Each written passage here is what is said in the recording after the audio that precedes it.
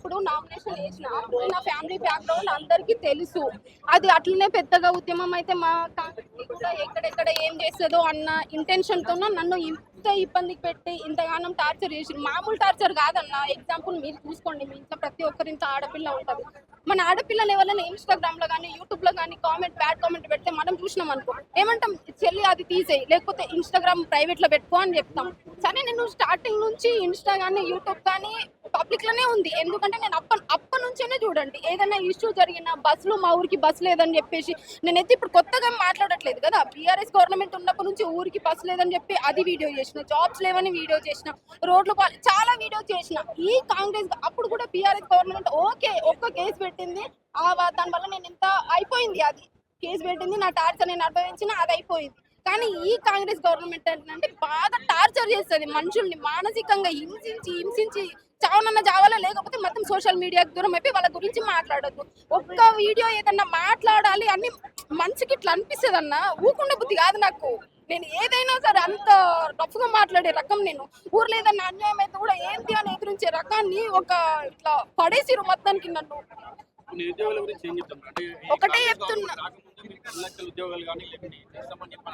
అవును ఇప్పుడు వచ్చింది కదా, వచ్చింది ఇంకా ఏడు ఎందుకు ఇస్తాడు.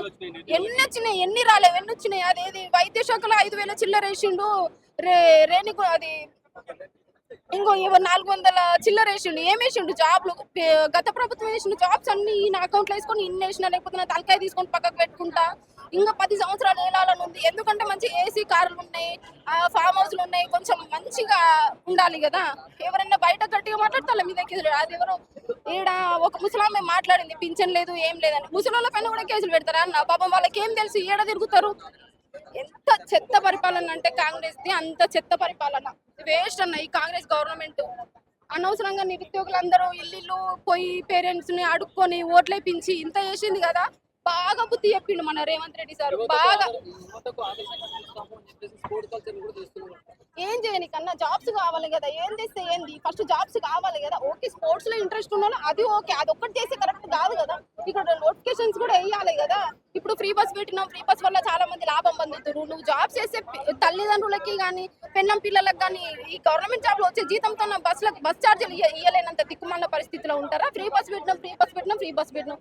రాజీవ్ యువ వికాస్ గోవింద ఏం చేస్తాడంటే చెప్తా చూడండి అన్న. ఈయన మొత్తం ఒక ప్లాన్ ఏంటంటే, ఎగ్జాంపుల్ ఇంత పెద్ద రోడ్ ఉందనుకో, ఒక చిన్న మూలకు ఊడిపించి అదొక వీడియో తీపించుకుంటాడు, ఒక ఫోటో తీపించుకుంటాడు, బాగా పబ్లిసిటీ చేయించుకుంటాడు. ఈ మిగతా రోడ్ అంతా ఊడవడు. ఇంకా ప్రతిదీ అంతే. సరే మెయిన్ గా ఇన్ని రోజులు అంటే పాప చిన్నగా ఉన్నదన్న, నేను ప్రెగ్నెంట్ ఉంటే కొంచెం కేర్ ఎక్కువ ఉండాలి అని చెప్పిన, హెల్త్ కండిషన్ బాగాలేక.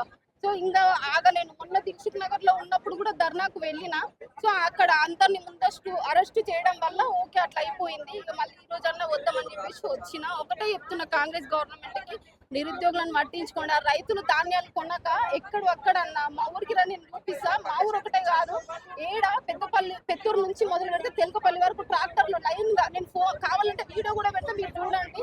పెద్ద ట్రాక్టర్స్ అన్ని లైన్ ఉన్నాయి. ధాన్యాలు సరిగ్గా ఉంటాయి. ప్రైవేట్ వాళ్ళు కొంటే పైసలు వేస్తారో తెలియదు, వేయరో తెలియదు. 2,000 ఉన్నదనుకో, ఇప్పుడు వాళ్ళు ప్రైవేట్ వాళ్ళు 500 తక్కువ 600 తక్కువ చేసి తీసుకుంటారు. ప్రైవేట్ వాళ్ళు ఇప్పుడు నమ్మకం ఉంటది కదా, డబ్బులు ఇస్తారా ఇయ్యారు. అక్కడ రైతుల్ని మోసం చేస్తుండ్రు. మొత్తం కాంగ్రెస్ గవర్నమెంట్ తెలంగాణలో ఉన్న ప్రతి ఒక్కరిని మోసం చేస్తుంది.